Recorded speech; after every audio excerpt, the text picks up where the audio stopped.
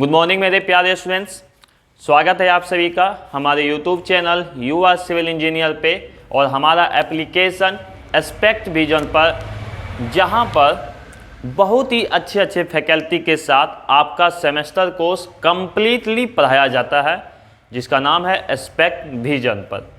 आज हम लोग बात करेंगे इंजीनियरिंग मैकेनिक्स का लेक्चर नंबर 2 का। लेक्चर नंबर 1 वैसे विद्यार्थी जो अभी तक नहीं देखे हैं, एप्लीकेशन पर जाकर ज़रूर से ज़रूर देख ले, क्योंकि उसमें मैंने बताया है कि मैकेनिक्स जो पढ़ना है क्यों इम्पोर्टेंट सब्जेक्ट है आपके लिए मैकेनिक्स, चाहे आप किसी भी ब्रांच से हो।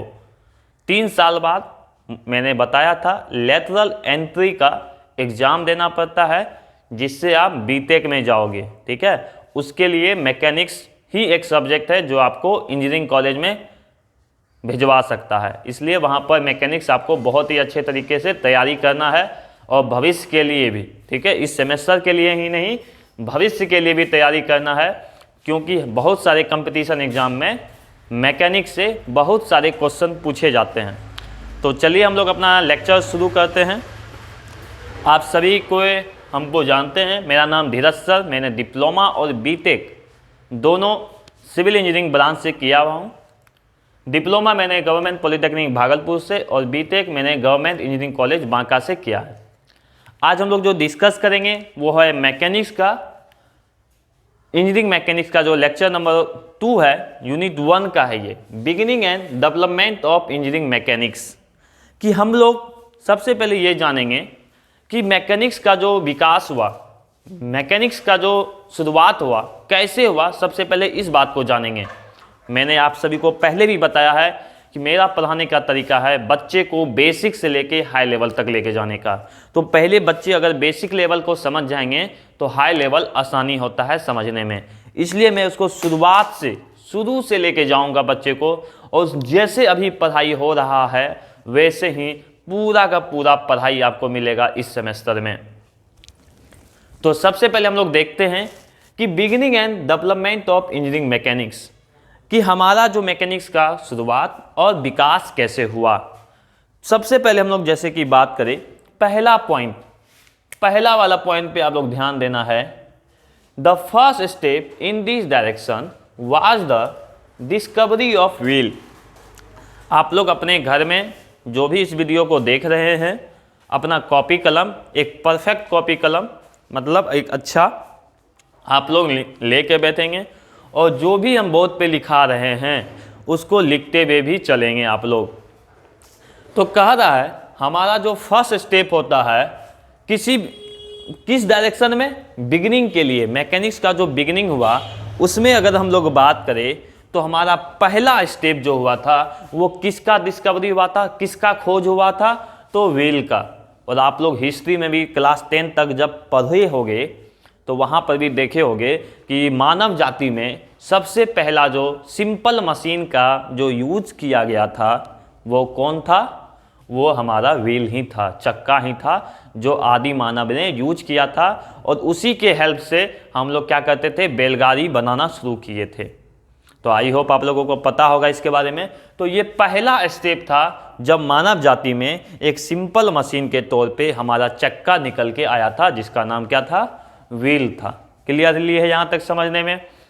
कॉपी कलम लेके बैठना है, हर एक बात को लिखना है, और जहाँ भी दिक्कत आएगा मैं हूँ आप सभी के साथ पूरा सेमेस्टर भर। दूसरा पॉइंट देखिएगा आप लोग, मैकेनिक्स बहुत ही इंपॉर्टेंट पॉइंट है ये, ठीक है, ऑब्जेक्टिव के लिए भी आप लोग याद रखोगे, ठीक है, आगे काम देगा।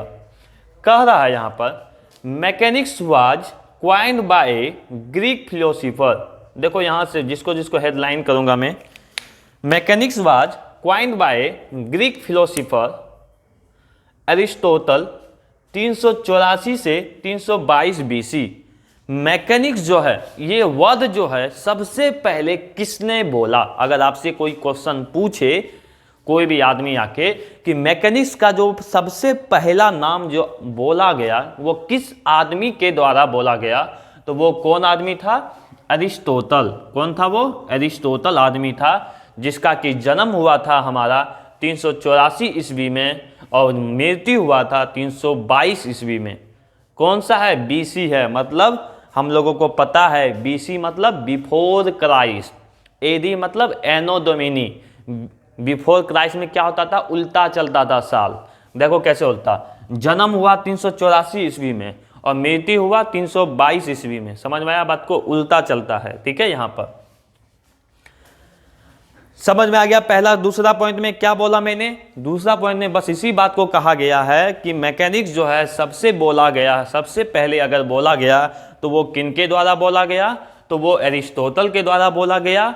कब बोला गया, जो उनका जन्म कब था, 384 ईस्वी से 322 ईस्वी तक। और वो कहाँ के थे, वो ग्रीक फिलोसोफर थे, ग्रीक के आदमी थे वो। कहाँ के, ग्रीक्स, ग्रीस होता है ना, ग्रीस से आता है ग्रीक। तो मैकेनिक्स जो है कैसा वर्ड है, ग्रीक वर्ड है। ठीक है, उसके बाद देखो बहुत सारे ऐसे बच्चे होंगे, लगभग मानो तो 80% ऐसे बच्चे होते हैं जो बिहार बोर्ड से पॉलिटेक्निक करने आते हैं। उन बच्चों को इंग्लिश समझने में बहुत ही दिक्कत होता है। मैंने भी ये देखा है, मैं भी जब स्टूडेंट था पॉलिटेक्निक में तो मैं भी ये प्रॉब्लम फेस किया हूँ। लेकिन आप चिंता नहीं करो, आपका हिंदी और इंग्लिश दोनों मजबूत बनाऊंगा मैं। कैसे, तो जो भी मैं पढ़ाते चलता हूँ उस वर्ड को पढ़ते हुए चलो, उसको कॉपी में लिखते हुए चलो, और जहाँ भी दिक्कत आए आप हमसे कांटेक्ट करो।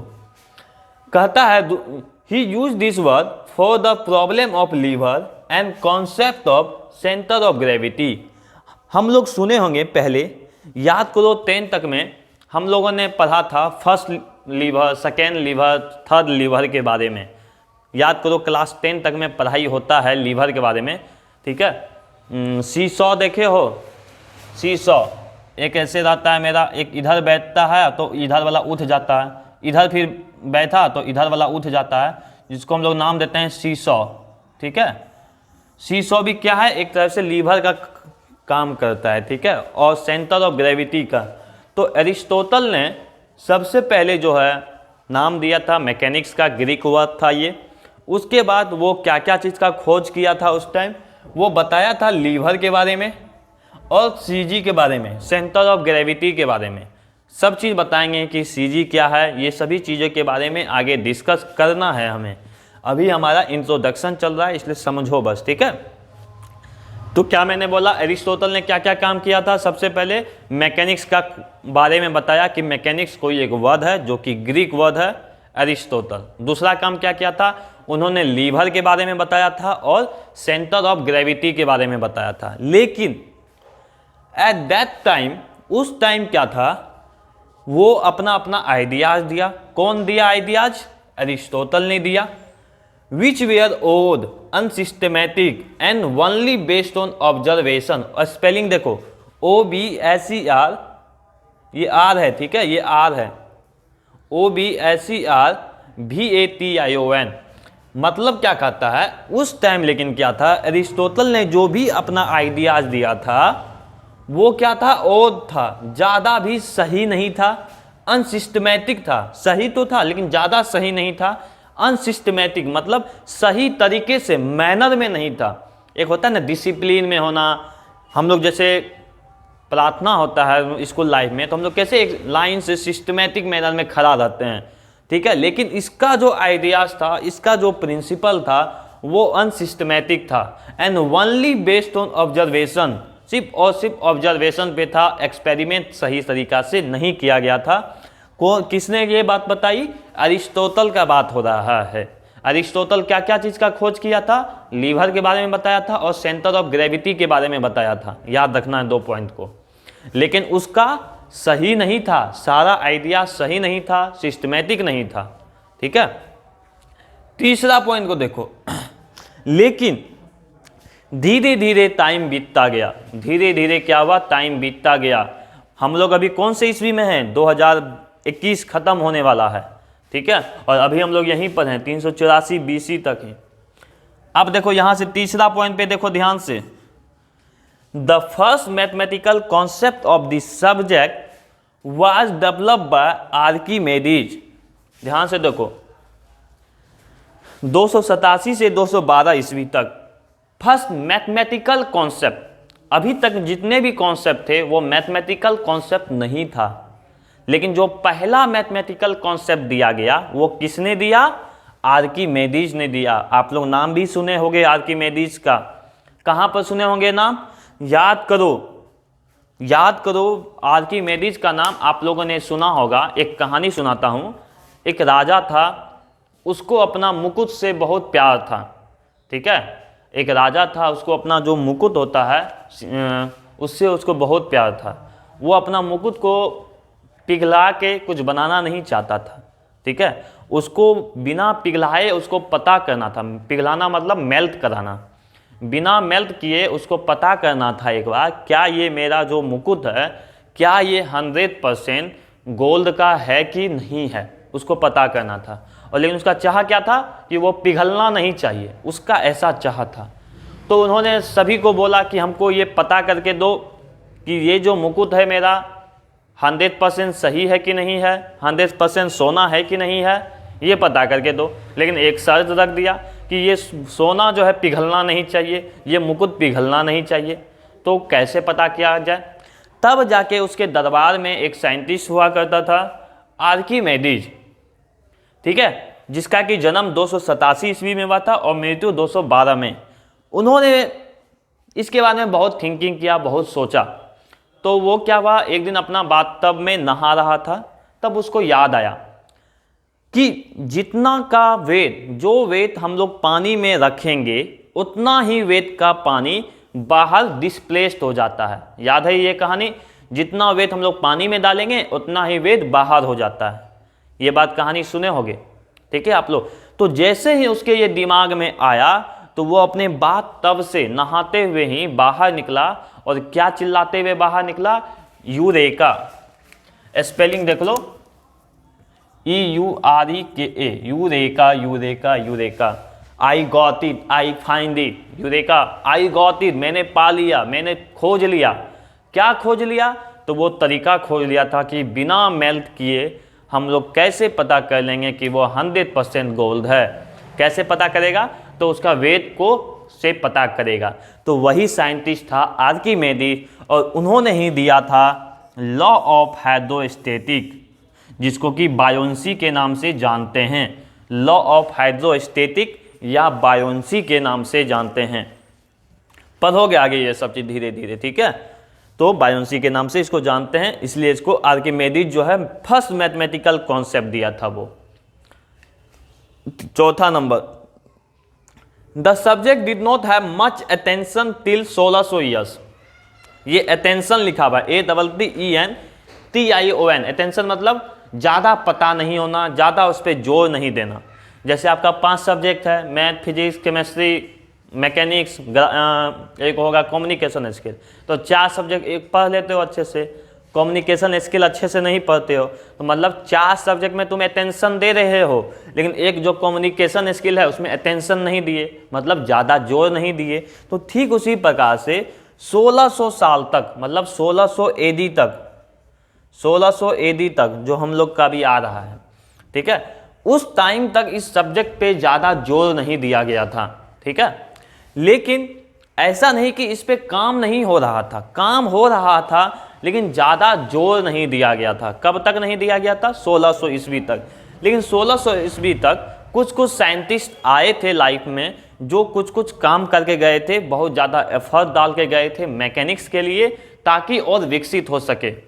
तो उसके लिए 1325 में ये सभी चीज़ जो है नीचे का आपको याद करने की ज़रूरत नहीं है एग्जाम के लिए। ध्यान से सुनो, ये जो हम चौथा नंबर के बाद नीचे का कुछ भी बता रहे हैं, ये याद करने की आपको ज़रूरत नहीं है, लेकिन समझना और पढ़ना बहुत ही ज़रूरी है। पढ़ने से आगे कभी ना कभी भविष्य में आपको काम आएगा। ठीक है, इसलिए मैं बता रहा हूँ। इस सेमेस्टर में आपको याद करने की ज़रूरत नहीं है, लेकिन कॉपी में लिख लेना कम से कम। तो क्या कर रहा है, 1325 में जीन बुरेडेन था, वो पेरिस यूनिवर्सिटी का था। कहाँ का था वो? पेरिस यूनिवर्सिटीज का था। उन्होंने एक चीज़ बताया कि बॉडी के अंदर मोशन कैसे होता है, उसके बारे में बताया था। कौन? मेरा 1325 में जीन बुरेडेन और पेरिस यूनिवर्सिटीज का। फिर आया 1325 से 1350 तक में एक और साइंटिस्ट आया, जो कि बहुत सारे साइंटिस्ट ने मिलकर किसके द्वारा? थॉमस ब्रैडवार्डने के द्वारा, जो कि ऑक्सफोर्ड यूनिवर्सिटीज का था। ध्यान से सुनो, मैंने पहले भी बताया, आपको बस याद रखना है, कॉपी में होना चाहिए कि कभी कभी आंख पढ़ते रहे। कॉपी में अगर लिखा हुआ है तो कभी कभी उल्टाओगे तो आंख पड़ेगा, तो नाम याद होगा, साइंटिस्ट सबका नाम याद होगा, तो आगे भविष्य में आप भी जब कुछ अच्छा बनोगे तो आपके दिमाग में बहुत सारा चीज़ रहेगा।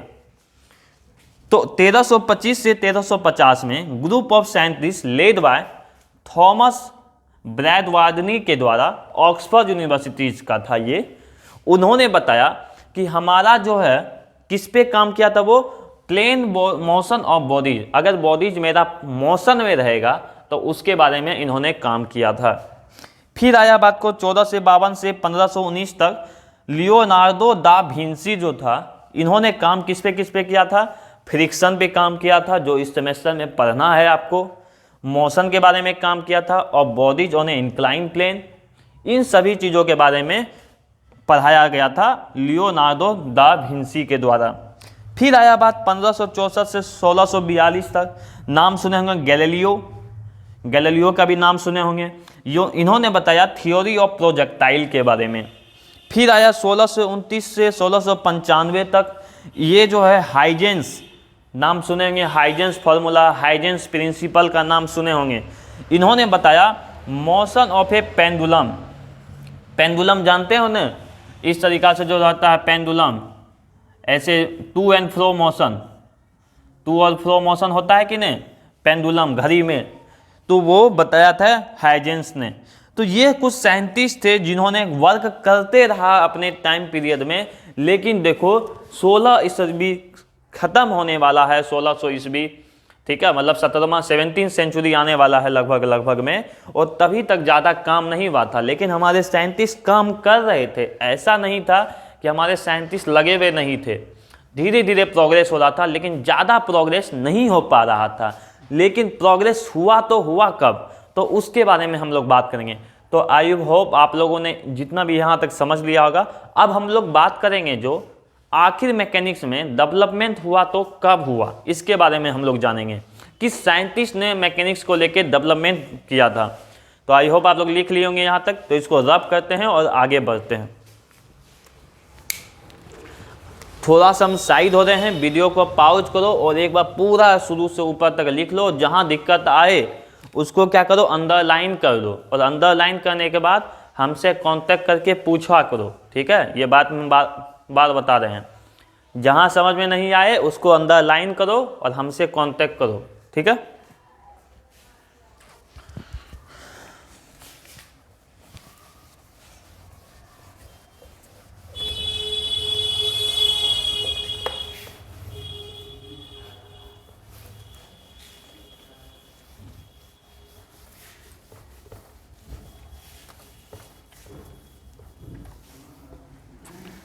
अब जो हम लोग लिखाएंगे नेक्स्ट पॉइंट में लिखना है, ठीक है, the main development of engineering mechanics, मेरे साथ साथ लिखो, the main development of engineering mechanics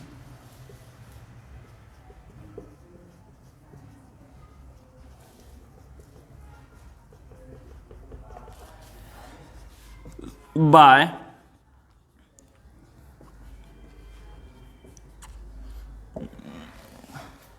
Isaac Newton. Main जो है हमारे पास डेवलपमेंट का अगर बात किया जाए कि इंजीनियरिंग मैकेनिक्स में किसने किया, तो वो था sir Isaac Newton. Sir Isaac Newton ने किया था, ये आपको याद रहना चाहिए। कौन से ईस्वी में आके? ये 17वीं सेंचुरी में आके। कौन सा ईस्वी में? 17वीं सेंचुरी में आके, मतलब 1700 से लेके 1800 ईस्वी तक में, एडी का बात कर रहे हैं, अभी 2021 है, ठीक है। इस ईस्वी में इन्होंने खूब काम किया था और खूब ज़्यादा डेवलपमेंट किया था, किसमें? इंजीनियरिंग मैकेनिक्स में। इन्होंने क्या क्या बताया था आप लोगों को पता होगा, Newton's law of motion, Newton's law of motion के बारे में किसने बताया था? यही सर आइजैक न्यूटन ने। इनका जो है मैथमेटिकल भी सही था, ऑब्जर्वेशन भी सही था, एक्सपेरिमेंट भी सही था, हर चीज़ों को इन्होंने सही किया था। तब जाके इसको माना गया कि अब डेवलपमेंट हमारा मैकेनिक्स में धीरे धीरे होते जा रहा है। फिर उन्होंने बताया था फोर्स के बारे में, आप सभी को पता होगा फोर्स के बारे में, शेप जो गिरा गया था फिर ऊपर नहीं गिरा था, ग्रेविटी के बारे में कॉन्सेप्ट लाए थे। तो ये सभी चीज़ों के बारे में है किसने बताया था? सर आइजैक न्यूटन ने। 17वीं सेंचुरी का बात है, तब जाके डेवलपमेंट मेरा होना शुरू हुआ किसमें?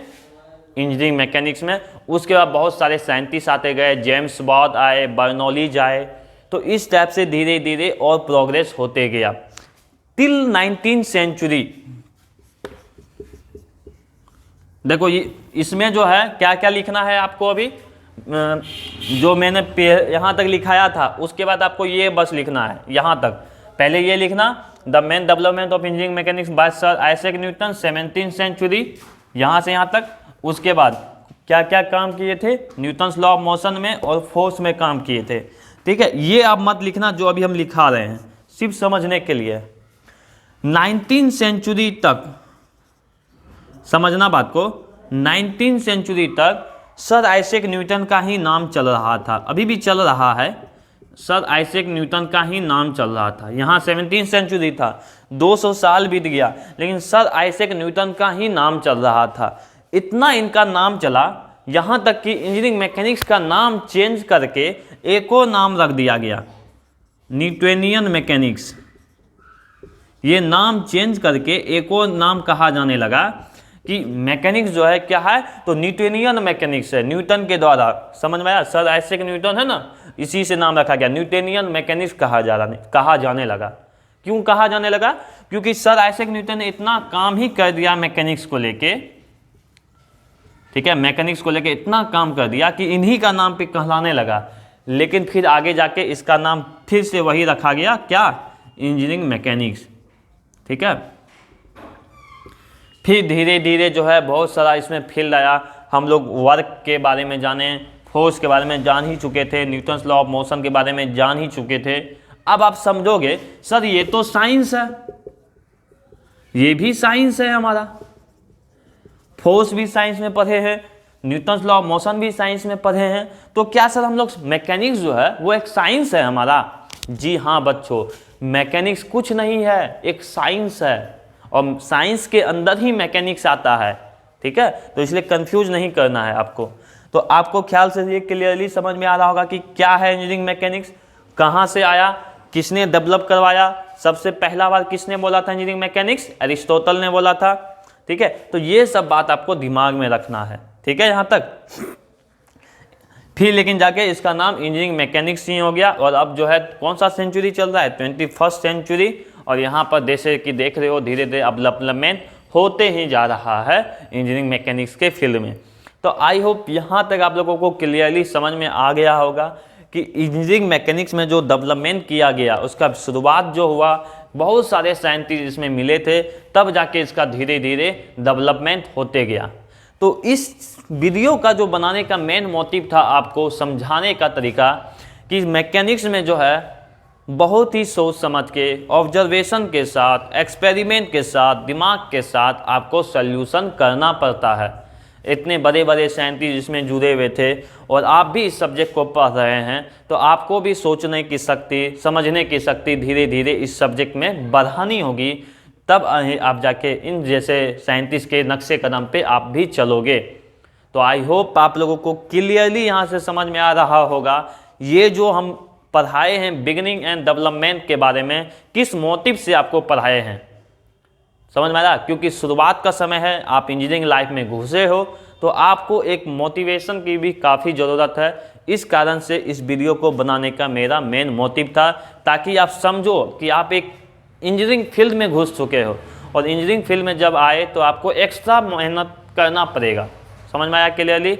तो आई थिंक आप लोगों को क्लियरली समझ में आ चुका होगा। जहाँ भी दिक्कत आए, मैं आपको फिर से बार बार बोल रहा हूँ, जहाँ भी दिक्कत आए अपने कॉपी में वो उस वर्ड को अंडरलाइन करो और हमसे संपर्क करो।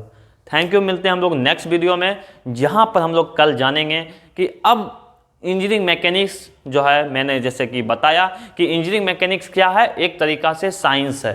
तो ये कैसे साइंस है और साइंस के अंदर कैसे आता है और कौन कौन से चीज़ आएंगे मैकेनिक्स में, वो सभी चीज़ों के बारे में डिस्कस जो करेंगे वो हम लोग नेक्स्ट लेक्चर में करेंगे। थैंक यू, मिलते हैं नेक्स्ट लेक्चर में। Thank you once again.